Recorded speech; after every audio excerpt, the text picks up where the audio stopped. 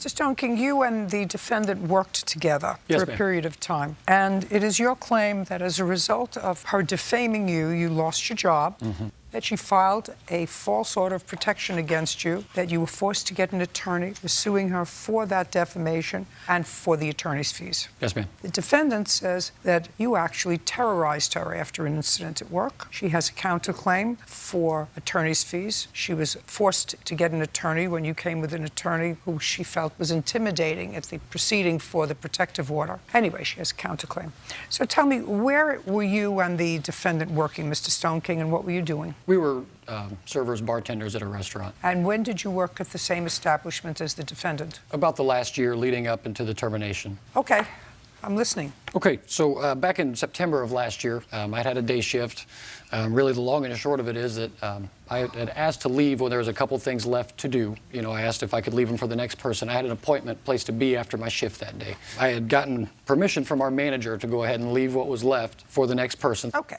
Go ahead. She came outside, you know, berating me, yelling at me, telling me why I was a bad employee, that I did not finish work, just causing a scene. She wasn't my boss. It wasn't her place to do so. So I reported to the manager, just, you know, you can't talk to people that way. Okay, so she followed you outside, and the manager, I assume, told you that he had permission to leave. With response that he did his side work before he left. Okay, go ahead.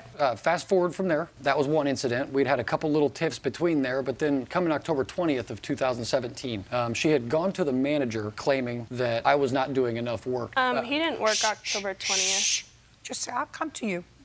And then? I finished my side work, and we ended up having an exchange of words in back, behind the scenes. We ended up having an exchange of words. Yes, ma'am. All right, now I want you to tell me what that exchange of words was. Well, I'd asked her why it always has to come to a fit when it comes to doing this side work, talking to each other, getting things done, why it always has to be such a hassle. So, you know, I looked at her and said, if you remember last time, you got written up and in a little bit of trouble. Okay, so you somehow knew that the last time it happened that she was admonished by management. Correct. They told me that she was. And she responded. She said, you know, no one had ever talked to me. But then later it was when they talked to me, they were laughing at you because you called me a bully.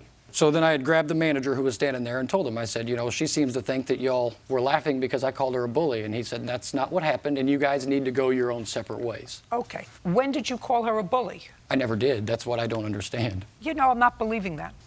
I'm just telling you. That's my skill. Sure. Some of what you're telling me, I'm buying. The bully part, not. I never used the word bully, I guess, is all I mean. Keep going. That night, got off work, went home. The next morning, I got a phone call from my manager letting me know that I was no longer working there. And I asked him why, and he said at the moment, you know, I can't say. So I asked him a little more, and he said that there was a police report filed. Monday, would have been the 23rd, I believe, a couple days after that, I was served with an order of protection stating all these alleged things, you know, and from that, I also lost my firearms card, you know, and I have sponsorships where I take pictures of my weapons and they send me things, so that's another facet of this. But just a big, messy situation. Okay. I assume you filed a police report on the 20th or the 21st of October. The 20th. 20th. Yes, ma'am. Okay. Now I'd like to see the police report that you filed.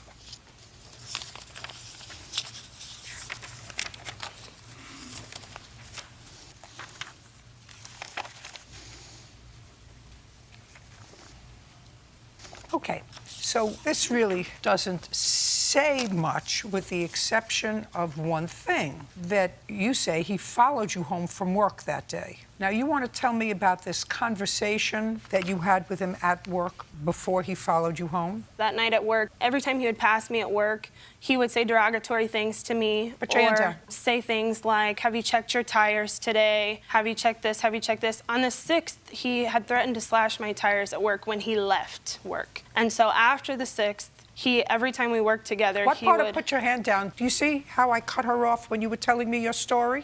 And I said, you'll have a chance to tell your story. Well, this is her chance to tell her story. You got it.